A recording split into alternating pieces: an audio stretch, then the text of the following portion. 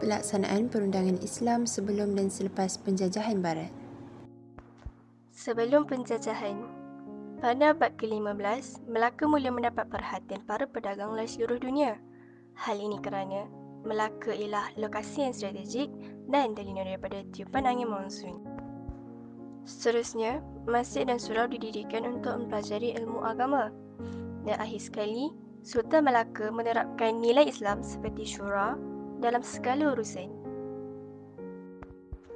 Sebelum berlakunya penjajahan bangsa Portugis, Melaka merupakan negeri yang memartabatkan hukum Islam. Penubuhan Undang-Undang Hukum Kanun Melaka ialah bagi menjadi panduan kepada Hukum Kanun Negeri Pahang, Kedah dan Undang-Undang 99 Perak. Selain itu, peraturan juga telah menyatakan bahawa Islam ialah agama rasmi dan melantik Qadi sebagai penasihat agama di samping bertanggungjawab memegang jawatan hakim dalam institusi kehakiman. Aspek dalam Hukum Kanun Melaka. Undang-Undang Perkahwinan. Dalam undang-undang ini dinyatakan mengenai hal berkaitan perwalian perempuan, syarat-syarat sirat, hukum dan syarat sah saksi dalam perkahwinan dan hukum tentang penceraian.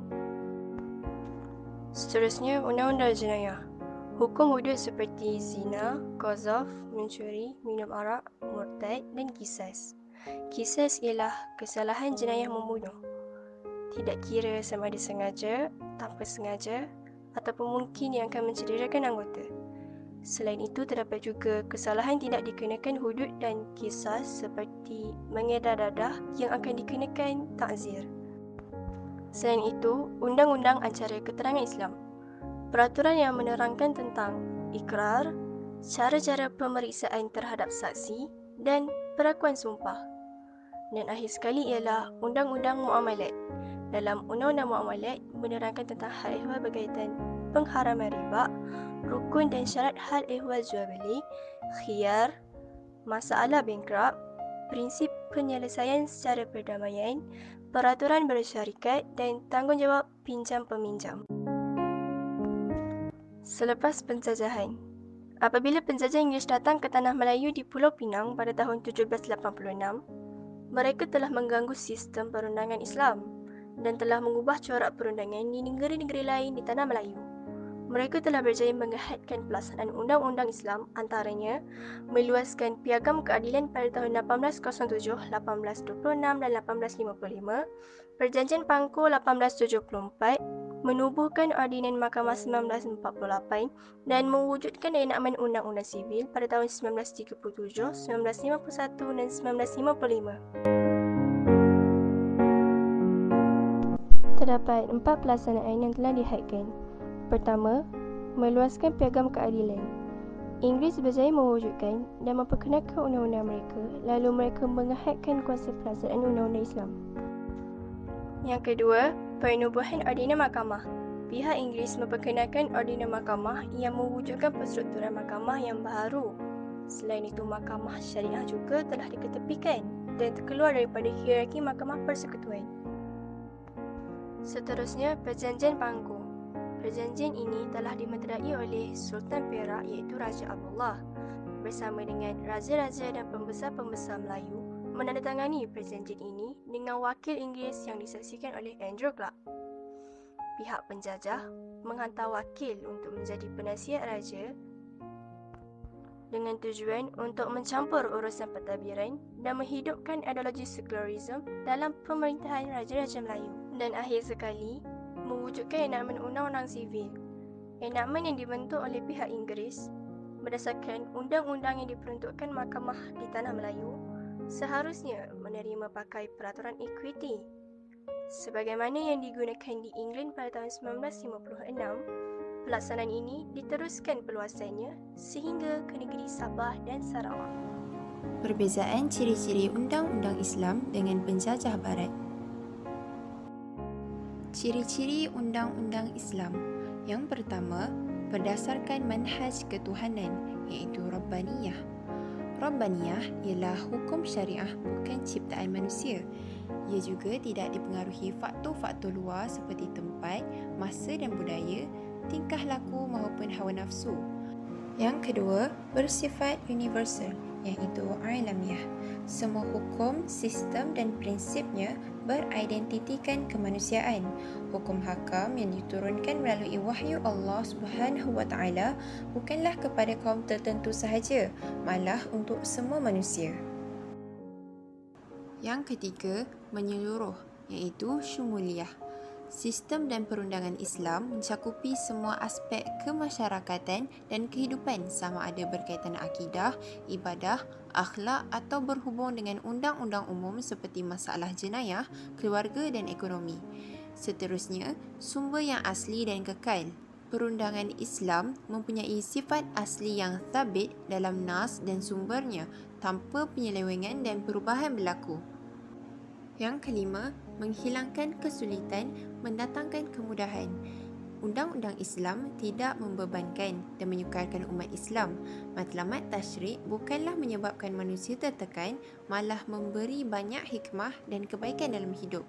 Akhir sekali, memelihara keseimbangan materialistik dan kerohanian. Undang-undang Islam tidak menjauhkan kebendaan daripada kerohanian dan tidak memisahkan dunia dan akhirat, tapi sebagai satu unit yang mutakamil, iaitu saling melengkapi antara hubungan dengan Allah, manusia dan alam sekitar. Mari kita lihat ciri-ciri Undang-Undang Barat.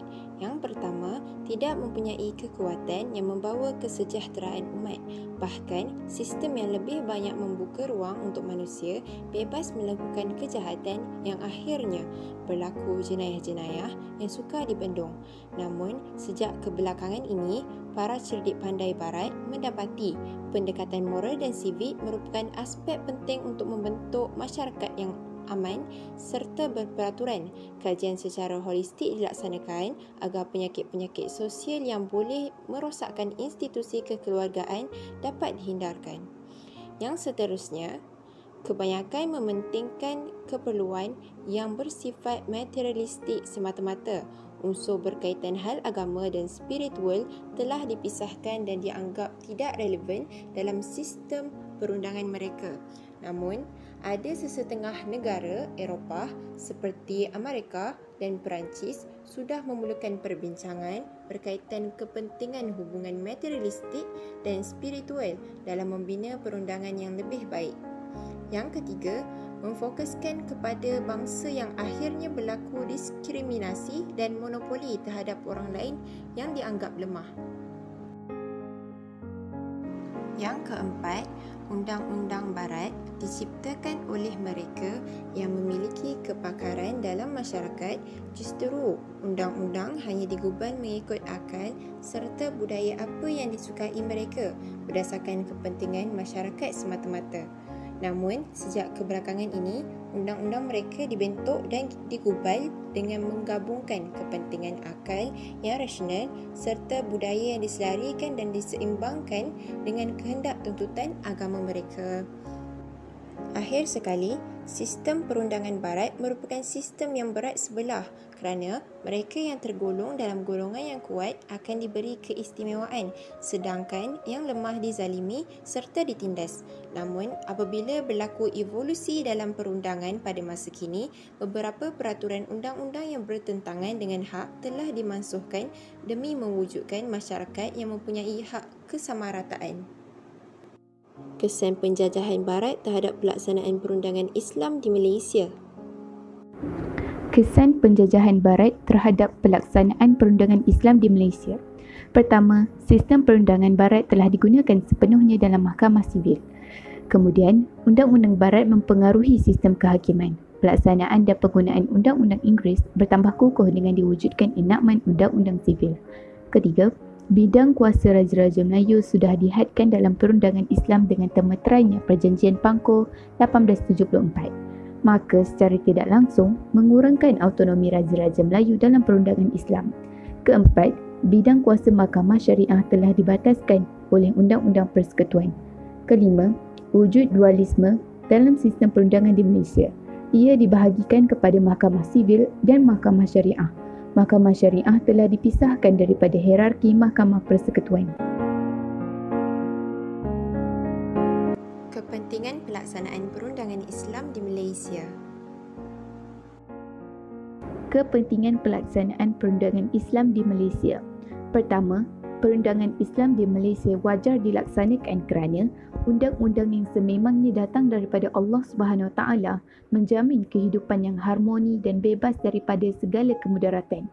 Kedua, hukum hakam yang termaktub dalam perundangan Islam adalah sesuai sehingga hari kiamat serta tidak berlaku pengubahsuaian terhadap isi kandungannya. Ketiga, pelaksanaan perundangan Islam meliputi keseluruhan aspek kehidupan dan amat mengikut peredaran zaman.